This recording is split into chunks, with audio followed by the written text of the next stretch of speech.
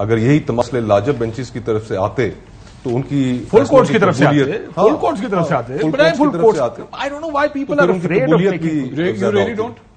You really don't کہ کیوں نہیں بنتے؟ دیکھیں اس کیس میں مجھے میں سمجھ ہمیں جو میری انڈرسٹینڈنگ تھی نا اس کیس میں جو پولیٹیکل کیسز تھے نہیں بنائے گئے، اس کی بڑی وجہ ایک خوف تھا بینچ کے اندر بھی کہ سپلٹ خطرناک صورت اختیار نہ کر جائے. یہ خوف سب سے بڑا خوف. اب نہیں ہوگا، ابھی بھی ہو سکتا ہے. I think now too much water under the bridge now. Time کتنا رہ گیا؟ چھٹیاں شروع ہو گئی سپریم کورٹ کی.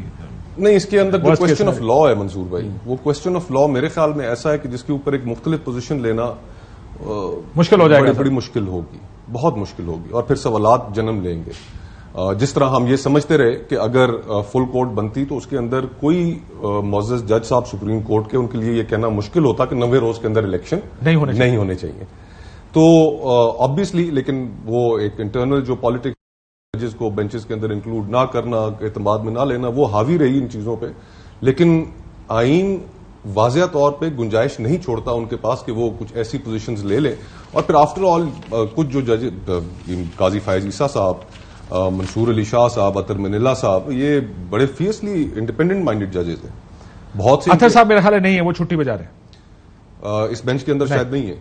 تو لیکن میں ویسے جنرلی بات کر رہا ہوں کہ دوبارہ پڑھ لیں تو میرا نہیں خیال ہے اطہر صاحب، کیونکہ مجھے جو میری انفارمیشن ہے وہ یہ کہ وہ ان کی آلریڈی چھٹی ابھی تو وہ سپریم کورٹ کی ویب سائٹ پہ آ گیا ہوگا کہ کون کون اس کے I think it's taken from there only. I don't think he is a part of the bench. ہاں، تو اس کے اندر جو باقی بھی جو سارے جو ججز ہیں وہ سارے کے سارے بڑے فیئسلی انڈیپینڈنٹ ججز ہیں.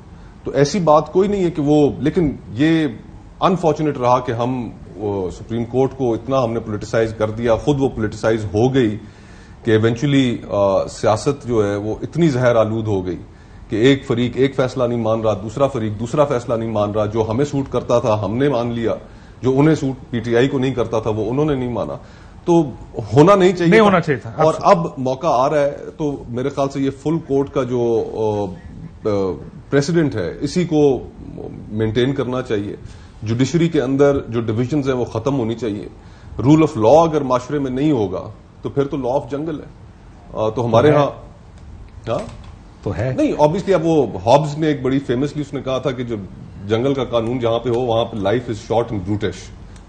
تو ہوپ فلی لیٹس ہوپ کہ یہ ایک شارٹ والی بات نہیں، بروٹش اٹ از. مراد صاحب آپ کو میری آواز آ رہی ہے؟ میں اگر آپ کو آواز آ رہی ہے you smiling so that means you can. میں منصور سے ایک سوال پوچھ کے پھر ذرا سیاسی بحث کے لیے آپ کے پاس آ رہا ہوں، اگر آپ اس میں بھی ایڈ کرنا چاہیں. ڈو یو سی کچھ نظر آ رہا ہے کہ جس جو تقسیم کی بات بار بار عدلیہ تقسیم ہے، بڑی ویزبلی تقسیم تھی عدلیہ، آپ نے دیکھا.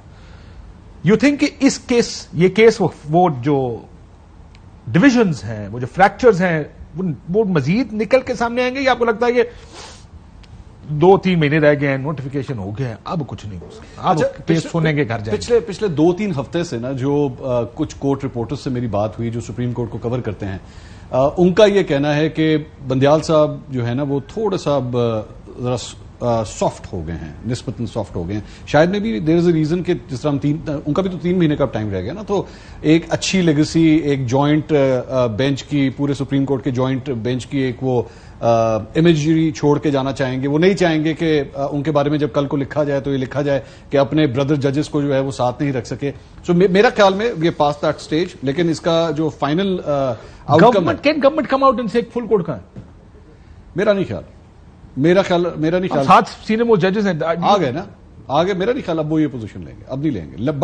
بٹ ہیونگ سیڈ دیٹ، اس فوجی عدالتوں کے لیے پاکستان پیپلز پارٹی نے اور نون لیگ نے جو پوزیشنز لے لی ہیں پچھلے چند ہفتوں کے اندر. پیپلز پارٹی نے کیا پوزیشن لی؟ مطلب جس طرح یہ آ رہا ہے کہ جناب ان کی اعتزاز صاحب کی اور لطیف کھوسا صاحب کی تو رکنیت معطل ہوگی. وہی تو کہہ رہا ہوں. تو وہ دونوں کی کیا پوزیشنز ہیں؟ تو پاکستان. بٹ آپ کو کیا لگتا ہے؟ اوکے، میں پھر یہ ذرا سوال پوچھ لوں، یہ اس پٹیشن کی وجہ سے معطل ہوئی ہیں؟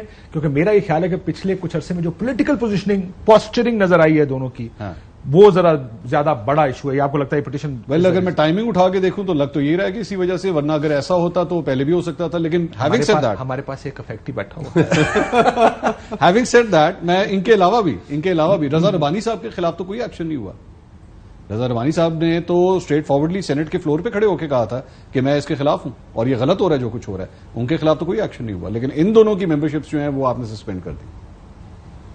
ٹھیک, Murad Raz sahab, you want to add something to this, یا سیاست کے اوپر بات کریں آپ نہیں, میں اس پہ ضرور بات کرنا چاہوں گا. کاشف صاحب, بسم اللہ الرحمن الرحیم.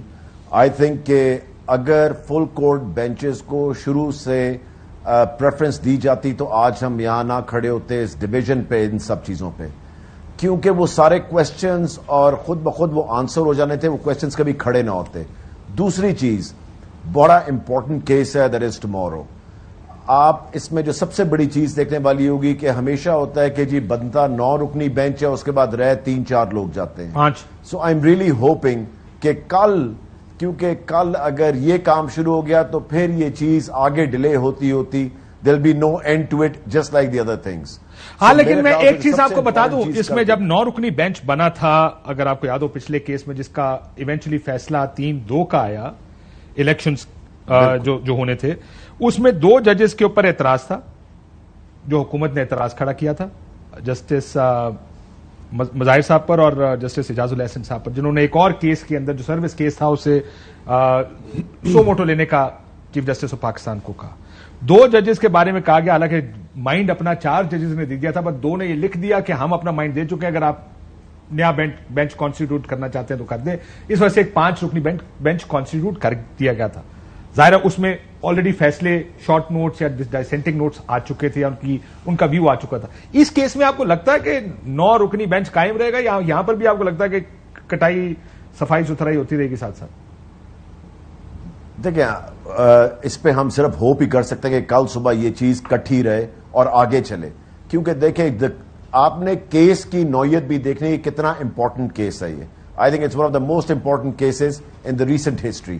تو اس لیے اللہ کرے کہ یہ 9 رکنی بینچ ہی رہے اور کل کوئی اس میں سے ریکیوز نہ کرے, اینڈ دین موو فارورڈ, تاکہ اس کا فیصلہ ہے اور پھر آگے چلے.